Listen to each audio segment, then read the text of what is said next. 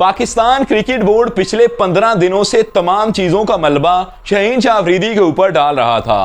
पाकिस्तान टी20 world cup से बाहर हुआ, यूएसए से मैच हारा, उससे पहले जो सीरीज के अंदर मैच हारा, तमाम चीजों का मलबा शहीन शाह अफरीदी के ऊपर डाला जा रहा था। इनके खिलाफ सोशल मीडिया के ऊपर भी एक कैंपेन चल रही थी। बाबर आजम, जैसन गिलेस्पी और पाकिस्तान के तमाम कोचेज इनके खिलाफ हो चुके थे, लेकिन अब शहीन शाह अफरीदी भी इनके सामने आकर खड़े हो चुके हैं। असल के अंदर कुछ मामलात इस तरह से चल रहे थे कि जैसन गिलेस्पी ने अपनी एक रिपोर्ट पेश की, जिसके अंदर उन्होंने कहा कि शहीन शाह अफरीदी टीम के अंदर बदतमीजी करते हुए नजर आ रहे थे। शहीन शाह अफरीदी कोचेस की बात नहीं मान रहे थे, जिसकी वजह से नज़्मो ज़ब्त खराब हो चुका था। टी20 वर्ल्ड कप के अंदर जो फैसले हो रहे थे वो शहीन शाह अफरीदी की मर्जी से हो रहे थे।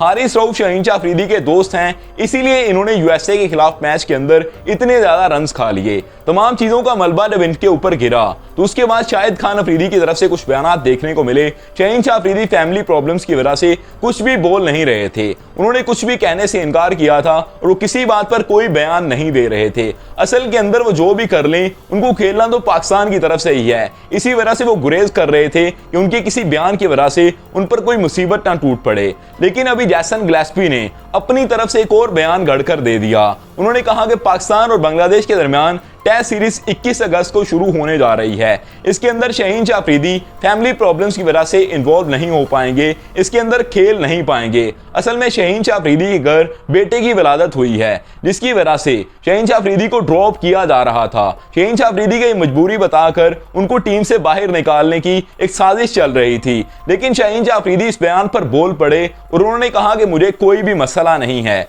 मैं पाकिस्तान की तरफ से क्रिकेट खेलने के लिए तैयार हूं और किसी भी मजबूरी की वजह से मैं कोई सीरीज स्किप नहीं कर सकता।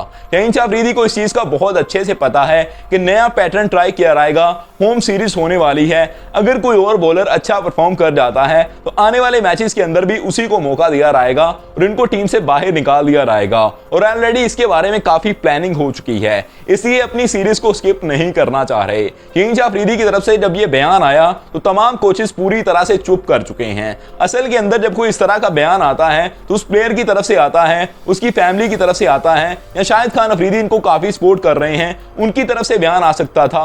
वो एहतजाज कर सकते थे इस चीज के ऊपर कि शहीन शाह अफरीदी के खिलाफ कैंपेन चल रही है, इस वजह से हम इसको सीरीज नहीं खिलवा रहे। इनको फैमिली प्रॉब्लम बताकर, कोई इशू बताकर सीरीज से बाहर करवा सकते थे, लेकिन किसी की तरफ से कोई बयान नहीं आया। और हेड कोच जैसन गिलेस्पी खुद ये कह रहे थे कि शहीन शाह अफरीदी सीरीज नहीं खेलेंगे, और दूसरी तरफ जब उनकी तरफ से बयान आया कि मैं तो सीरीज खेलने वाला हूं, तो मामला अब काफी कठिन हो चुके हैं। अब सूरत हाल इस तरह की बन चुकी है कि अगर ये लोग शहीन शाह अफरीदी को नहीं खिलाएंगे तो फिर सवालात पैदा हो जाएंगे। एक ऐसा प्लेयर जिसने टी20 वर्ल्ड कप के 4 मैचेस के अंदर मैन ऑफ द मैच का अवार्ड लिया हो, जिसके नाम सहरा जाता है हर चीज का कि अच्छा परफॉर्म यही प्लेयर कर रहा था टी20 वर्ल्ड कप के अंदर, तो उसकी प्लेयर पर आप मलबा नहीं डाल सकते, उसको आप ब्लेम नहीं कर सकते। ये बाबर आजम को कैप्टन रखने के लिए ये फरमाइश की जा रही थी, बार बार ये कहा जा रहा था कि बाबर आजम को टीम का कैप्टन मुकर्रर होना चाहिए और इनको कैप्टन चेंज नहीं करना, जिसकी वजह से शहीन शाह अफरीदी के खिलाफ ये सारी कैंपेन चली है। अब आपको क्या लगता है कि 21 अगस्त को पाकिस्तानी टीम के अंदर